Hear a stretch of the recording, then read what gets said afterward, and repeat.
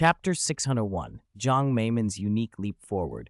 Silver Superman represented infinite possibilities, while Supreme Little Superman was the pinnacle of all supermen. Now, the advantages of both were being absorbed as nourishment for Luo Feng's metamorphosis. Luo Feng floated in boundless darkness. At first he glowed with golden light, like a star wrapped in gold foil.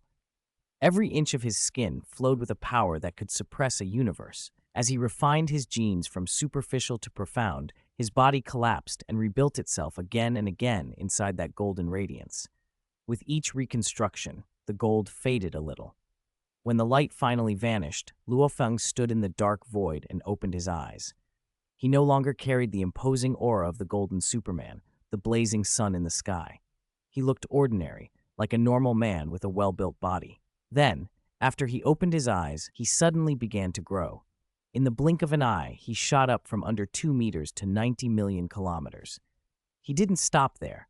1 light year, 10 light years. His body kept expanding until it could have rivaled a universe. Only when he reached the scale at which he could hold a universe in his palm did he shrink back down to human height. "This is the 3rd level of genes.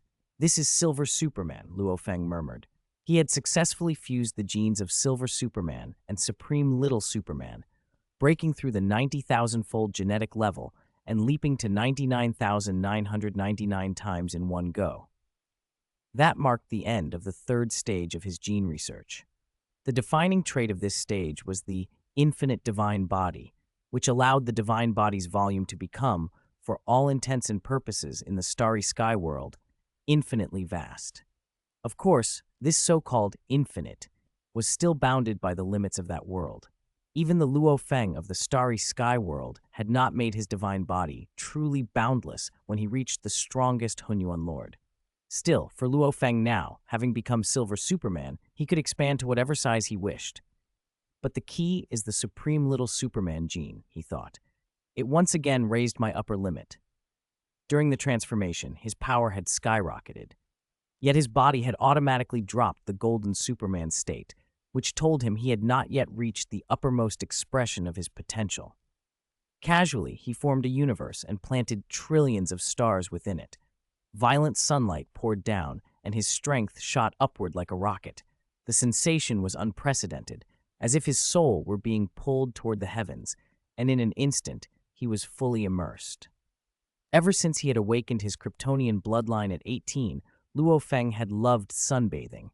Sunlight amplified his strength, giving him a high like solving a complex mathematical proof. But this time it felt different, like waking up as an ordinary person only to discover you'd overnight solved the Goldbach conjecture and the Riemann hypothesis. He had already been a golden Superman before, his strength slightly beyond the usual multiverse tier. Yet even so, this surge felt like riding a rocket. "This damn American comic," he muttered. "It just likes to play tricks. It's unreasonable." He let himself relax completely and surrendered to the warm sun. Time had no meaning in the void beyond universes. He didn't know how long he slept. When he awoke, his gaze cut through the universe he had created. Stars erupted like detonating firecrackers, but with a single breath from him, they froze mid-explosion. "My current power," he said, studying his hands with a trace of disbelief. He raised his palm, and the universe he stood in crumbled to dust. With a flick of his fingers, countless real universes sprang into being. The multiverse before him was reduced to insignificant grains of sand in the Ganges. This is the potential granted by the Supreme Little Superman gene, he realized. He assessed his strength inwardly.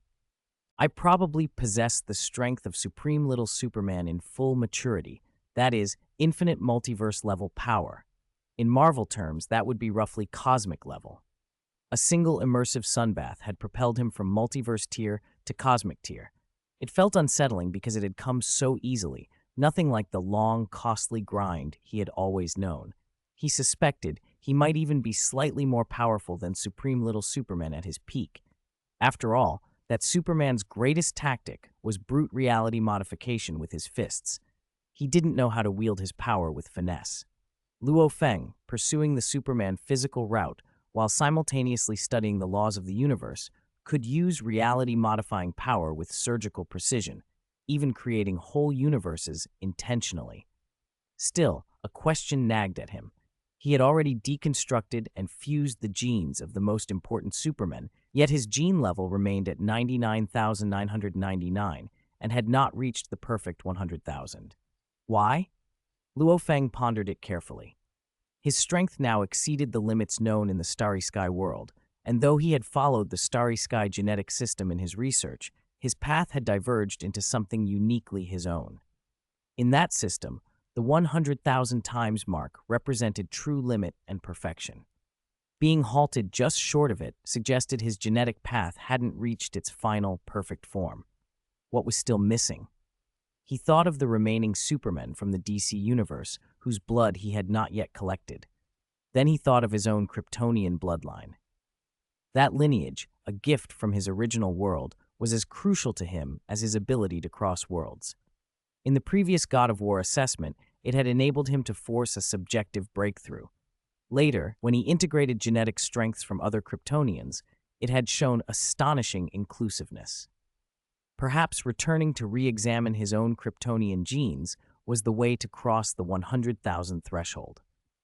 Although he had already comprehensively transformed that bloodline, most of his alterations had been pruning branches and leaves. The core genetic architecture had remained unchanged. Chapter 602, Reality Modification. Fist Leon faced two clear choices.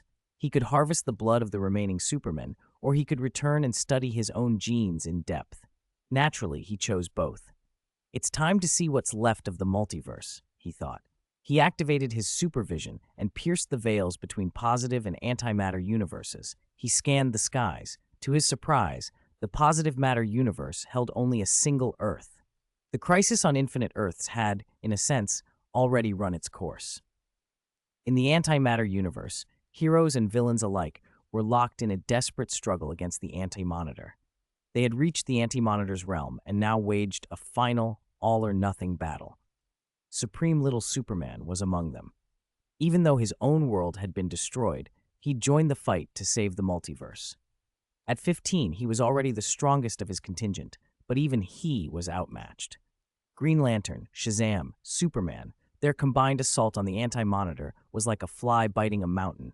The gap in power was catastrophic. The Anti-Monitor, impervious and vast, kept siphoning energy from the stars to restore himself. Suddenly, amid the melee, the Anti-Monitor seized Supreme Little Superman.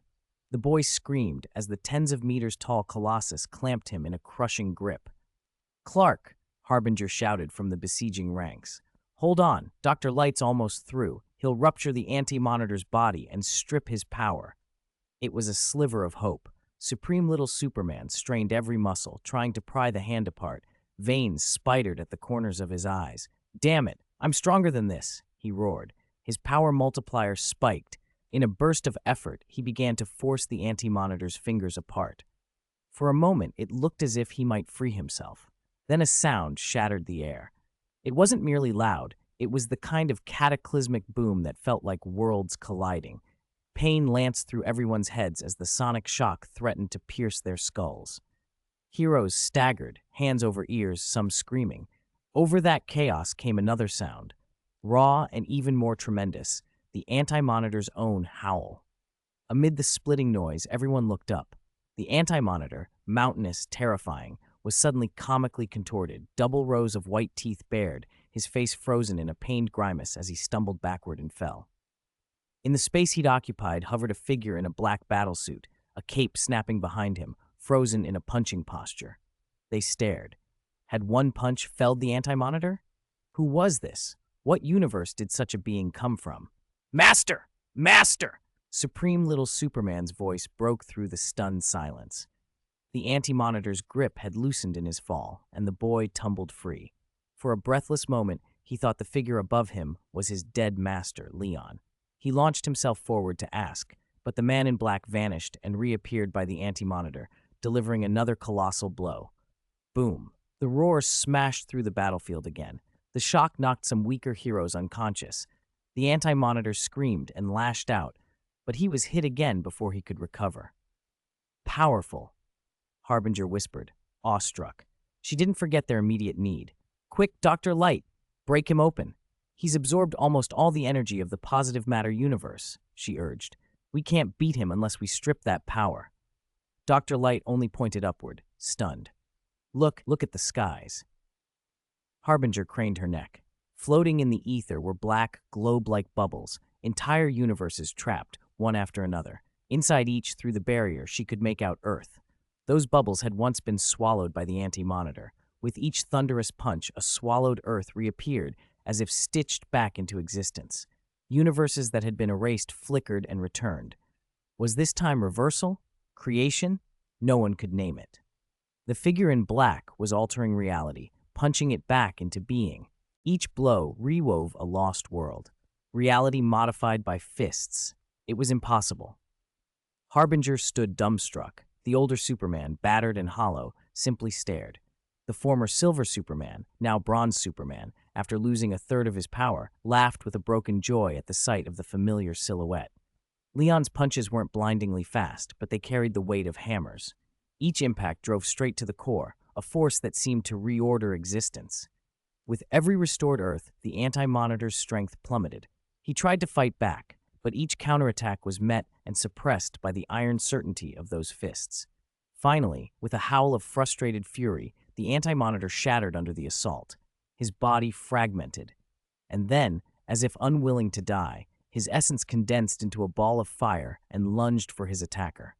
Another punch exploded into that fiery core, scattering it like dust.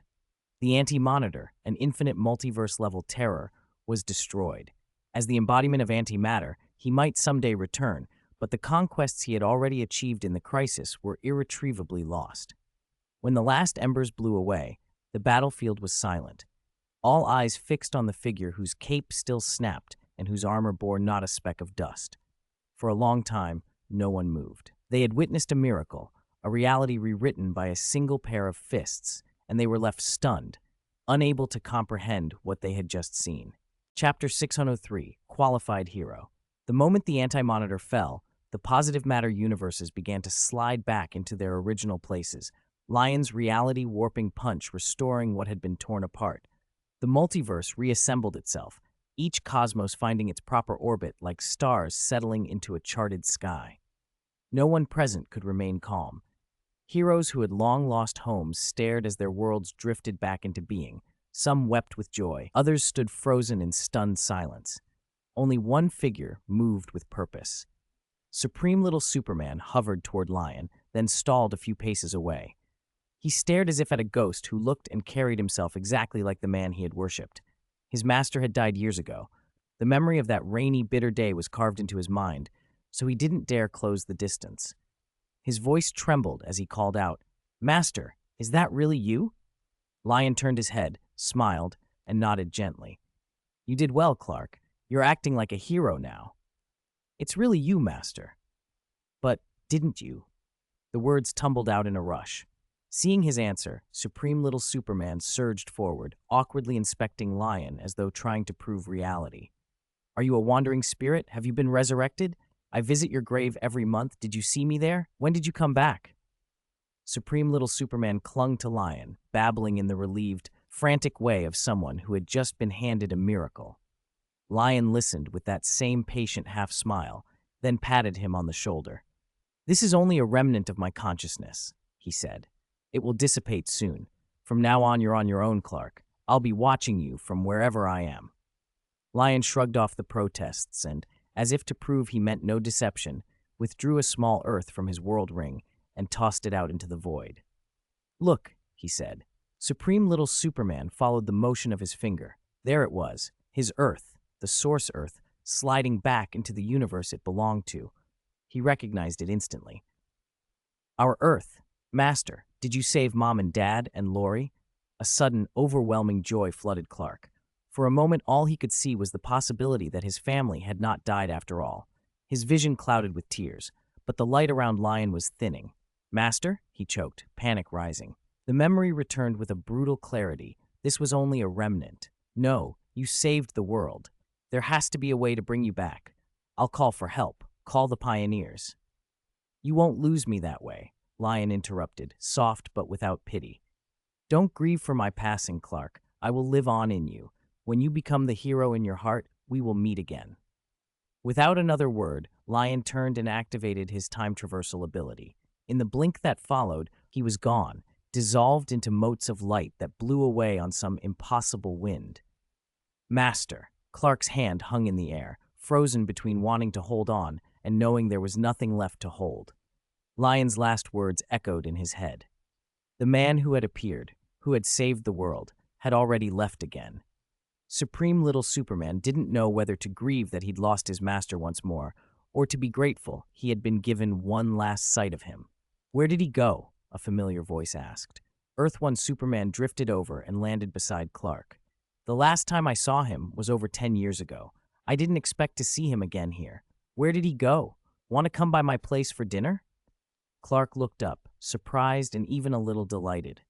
"You know my master?" "That he's been to other universes," Earth 1 replied, eyes widening.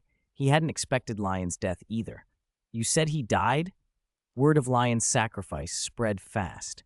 Everyone assumed he had poured everything into stopping the Anti-Monitor and paid the price. They held grand funerals and recorded his deeds in museums across multiple Earths. But the Lion they mourned was not the end of the story. He had jumped through time. Lion leapt through pivotal moments of the multiverse. He witnessed the final crisis, and when Darkseid besieged them, he threw a decisive punch that turned the tide. He even followed the trail into higher dimensions and struck at Darkseid's true form, studying the Omega effect itself for a time. He threaded through Blackest Night and Flashpoint, all the way to death metal. Each intervention rippled history. The sequence of major events in the DC multiverse shifted beneath his footsteps. One figure emerged stronger and clearer for his meddling: Supreme Little Superman. Clark returned to Source Earth after Crisis on Infinite Earths, but he did not remain a child forever. Time and trial shaped him. He became the ultimate trump card for countless worlds. When destruction loomed, when a crisis was beyond hope, people called for him. He grew into his power, the quiet, immovable wall behind the other heroes. By death metal, he stood as a leader, blasting the horn of counterattack against the Batman Who Laughs and rallying the desperate to fight back. The day the Batman Who Laughs fell, Supreme Superman, no longer a little boy, but scarred and seasoned, sat on a jagged rock with a battered battlesuit and Lil Krypto curled at his feet. Around him, comrades embraced, relief raw in their faces. He rubbed the dog's head and drifted into memories. Afternoons of training, the hundreds of nights his master had pushed him harder than sleep allowed, the lessons learned the hard way. "Master," he murmured to the empty sky, thinking of the promise he'd been given. "You said when I became the hero in my heart, you'd come back. Am I qualified yet?" A broad hand landed on his head and ruffled his hair. He looked up. The face he hadn't seen for decades smiled down at him, warm and gentle, and a tear tracked a silver line down Lion's cheek. "Long time no see, Master," Supreme Superman blurted, half grinning despite the dampness in his own eyes. "Have you been resurrected, or did you just crawl out of the grave to see me?" Lion's reply was simple, steady as ever. "You asked if you were qualified? Of course you are, Clark. You're already a true hero." Because of his master's influence, Clark had grown into the man he needed to be. He was everything a world could ask of a champion: strong, reliable, and at times, a little bit of a smart aleck. Chapter 604, Tony is not candid. Inside a grand temple in the God Realm, Leon suddenly materialized. Aside from his recent multiverse tour, this was probably the longest he'd been away from the Marvel Universe. By jumping through time points, decades had passed in the DC Universe, while only an instant had elapsed in Marvel. Leon's mind still lingered on his farewell to Supreme Little Superman. He paused, frowning. "Jarvis is trying to contact me." "Huh? It's Tony." Leon's supervision could pierce time and space. He glanced toward Tony's location and immediately understood the situation. Because Whitekin Iron Man has been aggressively allying with other Iron Men, Tony got indecisive and reached out for help. A smile tugged at his lips. It wasn't easy to get Tony to ask for help. Maybe it came from winning Iron Man Day more than 20 times in a row and even revealing the celestial armor. But if Whitekin Iron Man could still swagger like that, he must have a specific trump card, which explained Tony's moment of doubt. "Let's go see him," Leon decided. He teleported and appeared beside Tony in the coffee shop. Tony was frowning into his cup. If Leon pops into other worlds, he should be back the next second. What's he doing away so long? Tony muttered as he stirred his coffee, unaware of Leon's arrival until Leon spoke up. What? Lost in thought because you miss me, or are you here to beg for my help? Leon, Tony stared, then forced a surprised look. Seeing Leon's teasing expression, his face immediately shifted into denial. Me? Need help? Come on, the Multiverse's first Iron Man doesn't need help. He waved a hand and took a careful sip of coffee, forcing nonchalance. Do you honestly think I'd be beaten by those other Iron Men? Please, a bunch of guys not as smart as me build a million anti-Tony suits and they still wouldn't touch me. As he spoke, the awkwardness eased and he reverted to small talk. Anyway, why are you here? Let me guess, you missed me. Leon shook his head. No, I heard someone crying to Jarvis that they'd die without my help. Tony's mouth twitched. You're hallucinating, Leon. Unless, strange. Yeah, that dark strange. Go help him or he'll die. Is that so? But the one who asked for help didn't sound like Strange at all, did it, Jarvis? The coffee shop's service robot bowed slightly. Aside from Mr. Stark, no one else has ever asked you for help before, young master. Jarvis sold Tony out. The slideshow of expressions that flickered across Tony's face was almost comical. Jarvis, you're the AI I made. Tony took a breath, avoided Leon's eyes, and started scolding the robot. Jarvis interrupted with a contrite bow. Sir, did you wish me to keep it secret? My apologies. Perhaps I still need to learn more about human subtleties. This is my oversight. Tony's words dried up. He could feel Leon's teasing stare like a hand on the back of his neck. His posture stiffened. Seconds or minutes passed, each one painfully long.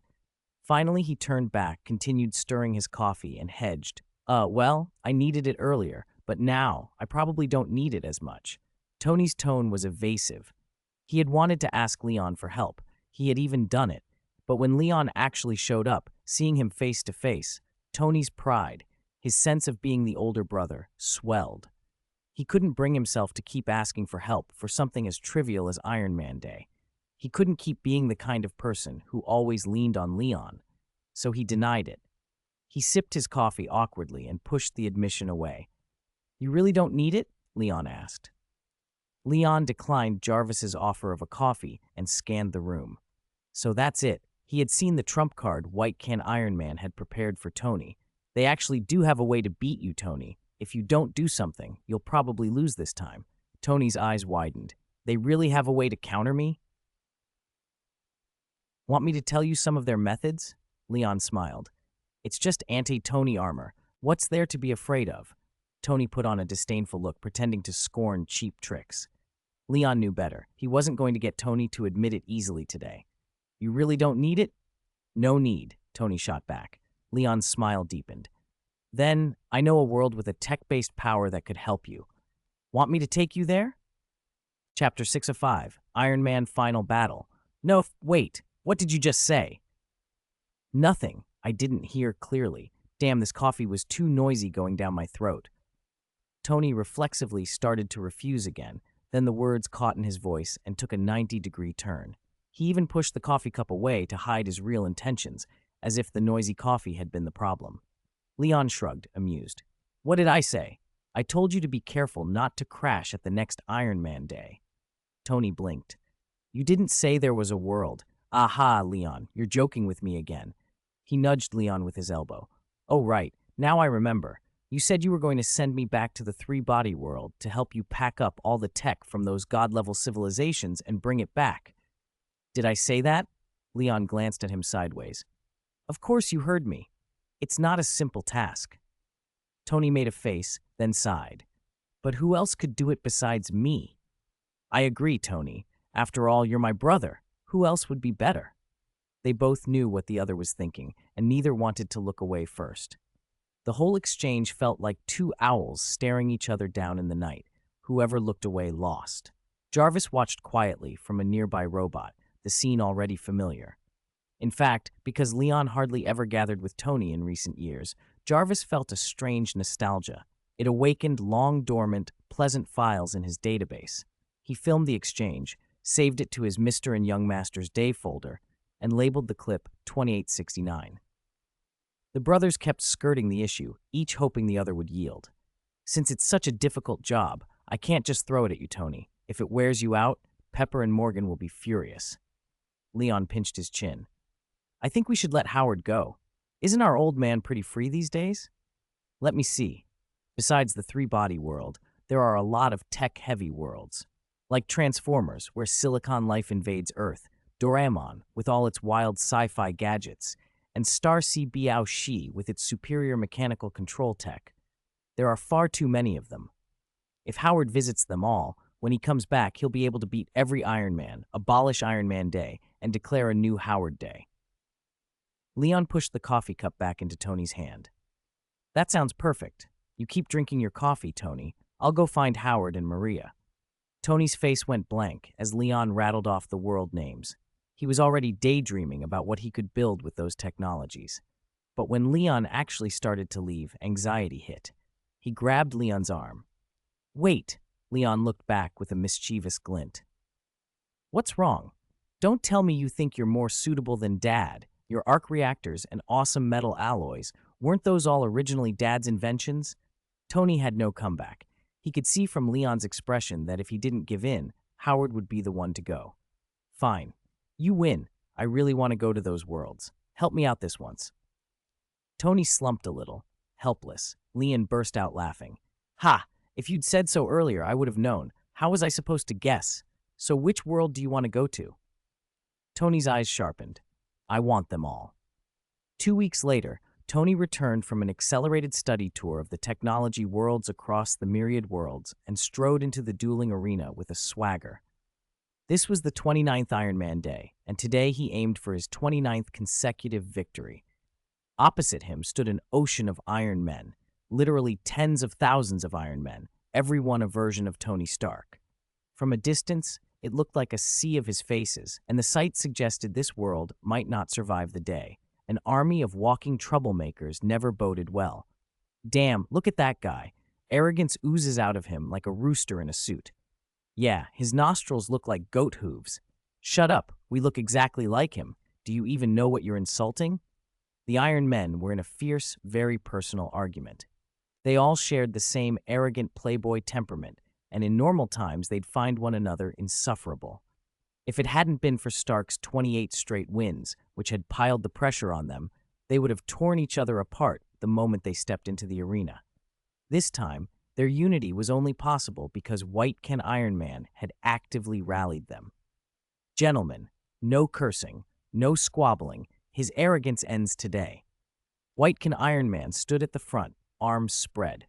His white armor rose and fell with a subtle life of its own. Let's begin the plan. As soon as the anti-Superman armor appears, he'll be defenseless, like a little rabbit for us to crush. White Can's words won approval, and one by one, the Iron Men tapped the confirm on their identity devices.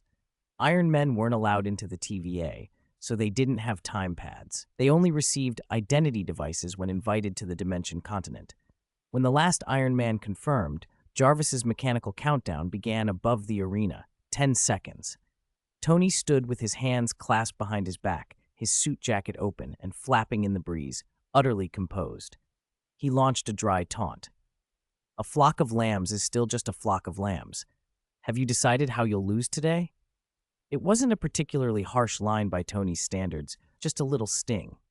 But the assembled Iron Men, bruised by 28 losses to the same man, immediately erupted in curses. By the time the countdown hit 0, Tony unhurriedly took out an arc reactor and fitted it to his chest. The anti-Superman armor snapped into place around him. He kept the celestial armor, his ultimate killer, stowed away as usual. Seeing him power up, the opposing Iron Men grinned. Now's our chance. Move, White Ken shouted, and the sea of Iron Men surged forward. Chapter 606. Jang is cheating. He is cheating. Jang is cheating. He is cheating. White Ken Iron Man roared. Immediately, every Iron Man in the arena was sheathed in nanite armor. For years, they'd swapped technology to fight Tony. Full nanite suits were the baseline. The real danger was their coordination. When everyone wore nanites, they could link, synchronize, even merge. That had been their main tactic against Tony before, and now they were doing it again. Tens of thousands of Iron Men rose into the sky. Their nanite armors interlocked, each suit folding into a segment that joined the others. Bit by bit, a gigantic iron giant assembled over the earth. With the combined intellect of so many Iron Men and 2 years of continuous refinement, the monster's destructive power had climbed to the edge of Skyfather level. Even when it first appeared, Tony's anti-Superman armor could no longer dispatch it in one blow. That battle had given the Iron Men a sliver of hope. Then Tony had pulled out his celestial armor and crushed that hope. Only today had the Iron Men come up with a fresh anti-Tony plan. If brute force failed, they would use strategy. The Avengers never passed up a chance at revenge. From a distance, Tony looked at the Iron Giant. "You really think this is going to beat me?" Whitecan Iron Man was not part of the giant's body. He stood at its feet, hands on his hips, brimming with confidence. Tony knew a little about him. This Whitecan wasn't exactly like his comic book counterpart, but the parallels were there. In the comics, Whitecan was Ultimate Iron Man, a darker Tony who used symbiotes and nanites to create white symbiote armor and had even developed extremis. On the Dimension continent, the man called Whitecan had once been a normal Iron Man until an alien symbiote possessed him, amplifying his worst impulses. Leon's filter rules had been used to draw unstable variant superheroes from across universes to the Dimension continent and keep them contained. None of the Iron Men in the duel arena were stable, and Whitecan was the worst of the lot. Tony had to be careful. Whitecan's posture told Tony there were more tricks coming. Sure enough, after Tony spoke, Whitecan laughed, a rising, confident laugh edged with malice. "Someone from the S universe," Whitecan said. "Your winning streak ends today, and you won't just lose streaks, you'll lose everything." He smiled and tilted his face toward the sky. The white symbiote armor around him flared. Like molten metal, it launched him into the Iron Giant's chest and flowed into the machine, merging with the combined suits. Tony's frown deepened. Even with Whitecan integrated, the giant shouldn't be a match. That meant the true play hadn't appeared yet. A gem surfaced from the white symbiote lodged in the giant's chest. Tony's eyes narrowed. Space stone. Of all the things the Iron Men could have brought, a space stone mattered, and mattered a lot. Tony reached for his world ring to call up his celestial armor, but at that exact instant, a spatial fluctuation rippled out from the giant. He couldn't access the world inside his ring. "You can't take out your armor, can you?" Whitecan crowed when he saw Tony pause. Laughter rolled out of the giant. Many voices, many Iron Men, filled with triumph. "We discovered long ago where you hide your suits. Seal off space and you can't pull them out. What are you going to fight us with then?" The Iron Giant stepped forward. Each enormous footfall shook the ground and sent a thunderous roar across the arena. "So this was your ace?" Tony said aloud. First, they'd cut off the celestial armor, then they'd use the space stone to handle his anti-Superman suit. "Not a bad plan. I'll give you this much. Combined, you have 1/10 of my intelligence." Tony's face showed no alarm. He shed his light suit with theatrical calm, patting his chest pocket for a gadget. Inside was a 4-dimensional pocket from the Doraemon world, except the spatial seal had cut that off too. He couldn't get anything out. "Well then," he said, hand disappearing into his collar. He removed a small iron button and tossed it in the air. "Zero generation. Law modification armor." Zero generation was an engineering tech from the Starfall messenger world that could compress massive machines into tiny, precise iron buttons. The law modification armor was built on god-tier technology from the three-body universe. Don't be fooled by the simplicity of the gesture. Tony was already bristling with armaments. The collar button unfurled, and the armor blossomed over him. "Mechanical growth, myriad things proliferation," he intoned. "Mathematical law modification, physical law modification, spatial law modification. Countless mechanical weapons, instruments capable of galaxy-shredding force, proliferated across Tony's suit. At the same time, the laws themselves around the Iron Giant began to bend and shift. Inside the giant, the assembled Iron Men fell silent as their AIs, Friday Jarvis, screamed warnings. They realized the danger. They might lose here, and their defeat could be decisive. "Referee, did you see that? He's cheating," someone inside the giant cried. "How is this possible?" "Rule modification? You didn't even bring an Infinity Stone. How can you modify the rules? And all these mechanical proliferations, illusions. It's all illusions." Whitekin shouted, eyes widening and glowing red with frantic fury. He had poured so much planning into today, he couldn't accept this. White Can, the core of the Iron Giant, the one directing it, slammed the machine forward to finish Tony. In an instant, the Iron Giant fell apart. Nanite armor everywhere slid away like water. The heavens seemed to drizzle down tens of thousands of Iron Men as their suits lost cohesion and fell apart. Tony had changed the coefficient of friction. The nanite particles that held the combined armor together simply slid apart. The Iron Legion was utterly defeated.